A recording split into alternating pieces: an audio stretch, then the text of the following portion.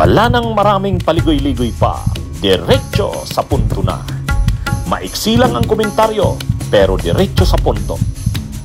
Maraming kuro-kuro, may tiwali, may totoo. Dito, sa puntong diretso tayo. Punto diretso.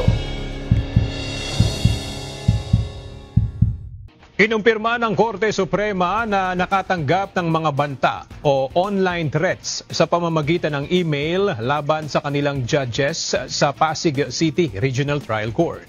Ang korteng ito ang may hawak sa kaso ng ilang high-profile accused tulad nina KOJC leader Apollo Kibuloy at dating Bamban Mayor Alice Guo. Ayon kay Supreme Court spokesperson Attorney Camille Ting, mayroon nang isinasagawang investigasyon hinggil dito. Gayon din ang security measure ay nakalatag na para matiyak ang kaligtasan ng mga huwes, court personnel, court users at ang publiko.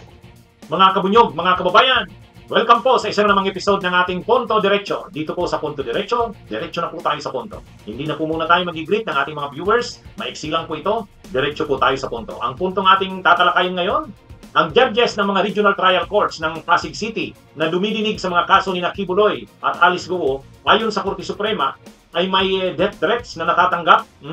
Online death threats ito, mga kabunyog, mga kababayan.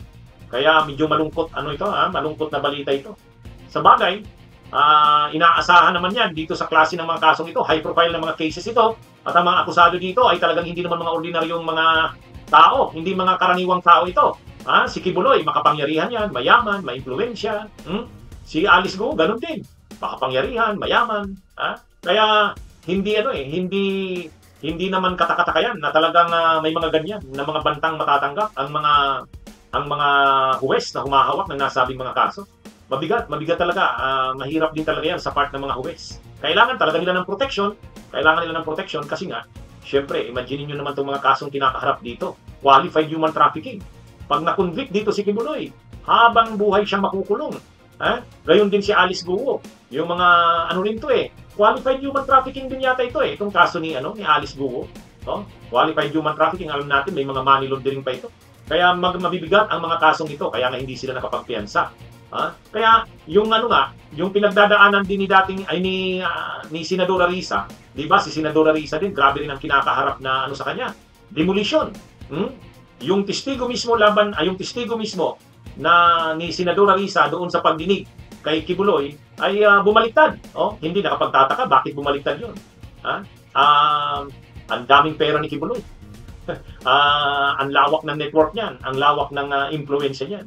Kaya hindi naman malayo sa katotohanan yung sinabi ni Senadora Risa na posible na ito'y tinakot at o kaya binayaran itong testigo na bumaliktad itong Michael Maurillo alias Rene.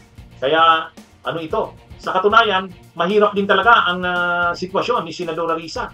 Kasi itong mga pinkulong ng kanyang investigasyon, itong mga nakulong sa kanyang mga investigasyon. Simula pa doon kay Senior Avila, kay Alice Guo, kay Cassandra Leong, mga mga mayayaman yan, mga grabing pera niyan, grabing impluwensya, grabing galamay niyan. Si Kibuloy. Kaya si Senadora Risa nga, kahit ang kalagayan ni Senadora Risa, napakahirap. Yung ginawa sa kanya na pinagtutulong-tulungan ngayon na siraan, i-demolish, sirain ang kredibilidad, simple pa nga yan. Ang susunod na yan, mga banta na rin sa kanyang buhay, hindi malayo yan. Katulad nitong kinakaharap din ngayon ng mga judges ng RTC. Kaya itong pinagdadaanan ng mga judges na ito ng RTC na humahawak ng kaso ni Kibuloy, ni Alice Guo, at yung pinagdadaanan ni Senadora Risa, mabibigat na mga hamon yan. Kaya nga tayo na mamamayang Pilipino, dapat suportahan natin ang hudikatura, ang judiciary, ang mga judges na naglilitis sa kanila. Suportahan din natin si Senadora Risa. Dahil kung ang senadora na tulad ni Risa Hontiveros ay hindi natin susuportahan, hahayaan na lang natin na manaig ang mga makapangyarihan, maimpluwensya. At kung itong mga huwes na ito ay hindi rin natin susuportahan at hindi rin bibigyan ng proteksyon ng gobyerno, magiging sobrang makapangyarihan na. Matatakot na ang mga huwes na maglitis ng ganyang mga kaso. Matatakot na ang mga huwes na parusahan ang mga akusado sa ganyang mabibigat na kaso. Din ang senador. kung si Senador Risa ay hindi natin susuportahan, yung mga senador matatakot na rin na magsagawa ng mga investigasyon sa ganyan. Kasi baka naman sa bandang huli, sila rin ang balikan, siraan, idimulis. Kaya ito mga kabunyog, mga kababayan, itong mga kasong ito na inimbestigahan ng Senado sa pangunguna ni Senador Risa, itong mga kasong ito na ngayon ay mga nasa korte na, mga kabunyog, mga kababayan, mabibigat itong kasong ito, kaya kailangan ang suporta dito ng publiko. Hindi naman to, sa tingin ko, hindi gawa-gawa ito. Sa tingin ko, hindi fake news ito. Sa tingin ko, hindi disinformation yan. Yung sinasabi ng Supreme Court na may nare-receive na online death threats, yung mga judges na humahawak ng klase ni Alice Guo at Nikki Buloy, hindi malayo sa katotohanan yan. Sa klase ng kaso na yan, hindi malayo sa katotohanan yan. Yang kinakaharap ngayon na mga death threats ng mga huwes na humahawak ng kaso ni Alice Guo at Nikki Buloy, at yung mga demolition, paninira, koordinadong atake laban kay Senadora Risa, ano talaga yan? Expected yan na gagawin ng mga yan kasi napakayaman nila. Napakalaki ng kanilang kayaman. Napakalaki ng kanilang impluensya, napakalawak. Walang silbi ang kanilang mga yaman, walang silbi ang kanilang sobrang yaman kung sila'y nakakulong, kung sila'y makukonvict ng habang buhay na pagkakabilanggo. Kaya gagawin talaga nila ang lahat para sila'y ikalaya, kung hindi man ay quit sa mga kaso na yan. Kasama na dyan ang pananakot sa mga huwes, kasama na ang pananakot sa mga testigo, kasama na ang pananakot sa mga nagsagawa ng investigasyon katulad ni Senador Risa.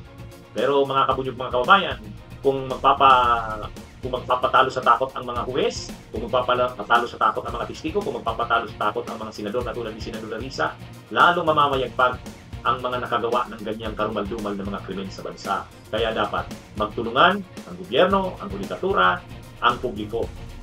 Dapat mabigyan ng hustisya ang mga nagawang krimen ng mga kusadong ito. Kahit pagaano man sila kayaman, kakilala, kaimpluensya. Dapat sa batas, no man is above the law. Yan mga kabunyog, mga kabayan, ang ating punto diretso. Bunyog, bunyog, halikan na kasama ka. Bunyog, kapag buklod ay may pag-asa. Luzon, Visayas, Mindanao, isa ang pananaw. Sa bagong Pilipinas ang bunyog isisigaw.